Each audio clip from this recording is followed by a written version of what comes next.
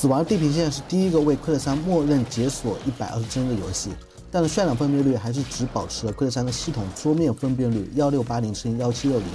因此，如果游戏的简单场景只有1-2个上市时，快乐3甚至能在 GPU 性能等级为2的情况下保持120帧，也意味着性能余量很充分，所以我们可以大胆一点的去提高游戏渲染分辨率。画面里大家看到的是我把 GPU 性能等级开到5，渲染分辨率为2560×2672，基本上能控制在110帧到120帧的区间。当然，这是因为我在录屏添加了额外的负担。正常的情况下，你可以在性能全开的情况下摸到单眼 3K 渲染分辨率，并同时满足120帧。即便偶发性的会掉到100帧，也基本不会有什么明显的卡顿感觉。应该说，如果你不像我这样开启了性能数据监控插件，基本上体感上是感觉不到的。死亡地平线能保持120帧的主要原因，还是因为它的适配快乐3更新思路只是有限的对图形效果进行改进，但它有一个点呢，是99%的 VR 一体机游戏都没做到的效果。就在死亡地平线里，你每开一次枪，枪口的火焰会对场景有个类似实时的照明效果。在其他的游戏里，枪口的火焰往往只是一张象征性的贴图。由于死亡地平线本身是一款主打室内昏暗场景的上市射击游戏，所以枪口火焰所形成的时亮时暗的效果，对于恐怖的氛围会有明显的争议。不得不说，很多时候照明所带来的光影就能够对游戏画面带来出人意料的质变。在这一点上，另一个 VR 硬核生存射击游戏《穿越半径》的快乐3版本显得更为突出。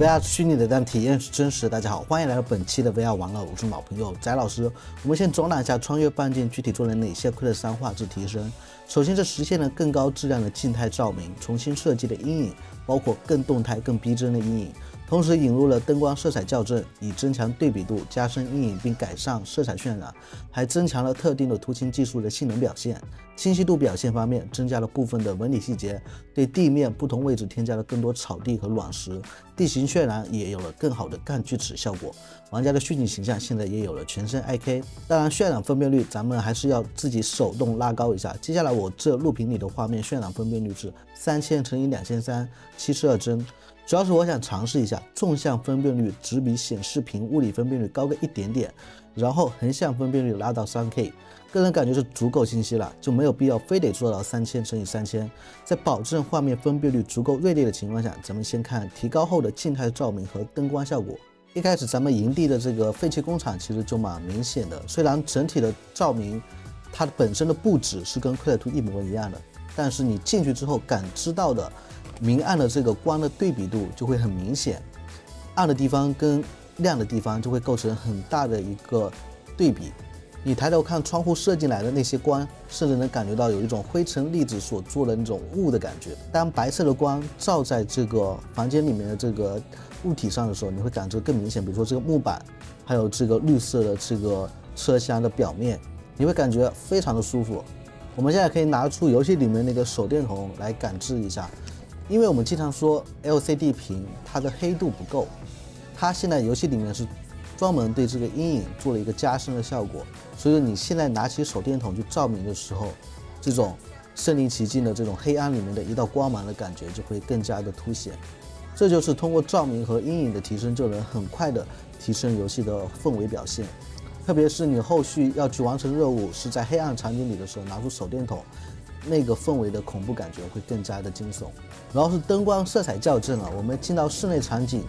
以前我觉得在快乐2上玩这个穿越半径的时候，会有那个橙色和橘色的光，时间看久了其实会蛮不舒服的。但现在在快乐3上面，它整体的光亮的亮度提高了之后，还有它的整体的渲染分辨率，我现在不是拉高了吗？现在整个场景里面所有的物件，即便它的这个纹理细节没有提升，你也会在整个场景的氛围下看起来非常的舒服。走进这个训练场的时候也是，就是你就能感知到该亮的亮，该暗的暗，然后亮的地方又亮得非常的均匀。接着是最重要的动态阴影所带来的效果，因为穿越半径它的游戏背景是一个荒凉末日，都是比较贫瘠的一个室外场景，你看不到非常充沛的色彩的呈现，所以说这个时候在这样一个非常单调的灰度为主的一个场景里面，硬硬的存在非常重要。在之前快乐2版本里面，地面是基本上处在一个非常灰暗的一个状态，但是现在你可以看到树木投射出来的阴影，这些阴影而且不是只是一根这个树干啊，而是它如果有树叶的话，同样会呈现出这种交叉的这种斑驳，而且这个数量非常的密集，这种密集是我目前在 VR ATG 游戏里面看到最多的。实际上《溃散3》版本里面并没有去添加整体的树木数量啊，但是你在实际玩的时候就会感觉整个场景里面的树木多了很多，这就是有阴影带来的一个效果。同样的，在室外场景也会因为更好的静态照明，还有这个阴影对比，就会构成一个非常好的一个色彩对比度。所以说你会看到一些车啊或者路上的一些模型都会呈现更好的一个色彩。我们低头的时候就可以看到明显的地面纹理的改进，现在就呈现的这个有点像这种水泥凹凸不平的感觉，这种摩擦纹理就会显得更加的逼真。尤其是在这个阴影投射出来之后，这样的一搭配，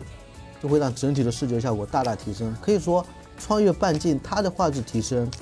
是牵一发动全身的。每一个小点，你光从这个文字描述上来说，你自己感觉哦，好像只提升了那么一点点，比如说地面只是提升了这个凹凸，增加了一些鹅卵石的效果。但是当你进到整个游戏之后，配合整体的光影表现的改进，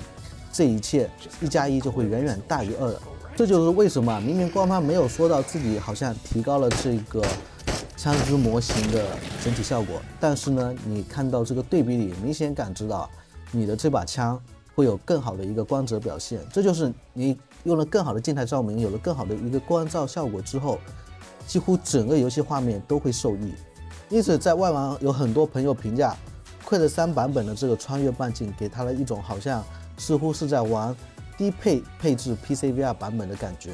所以如果你不知道穿越半径已经为《溃散3》适配更新，那你现在绝对要回头去试一下。OK， 那本期的视频就到这里，我们是不等待 VR 成熟，是陪着 VR 成熟的另外走圈。如果你也是对 VR 相关感兴趣，欢迎关注我的频道，点赞、投币、转发3连。那我们下期视频再见。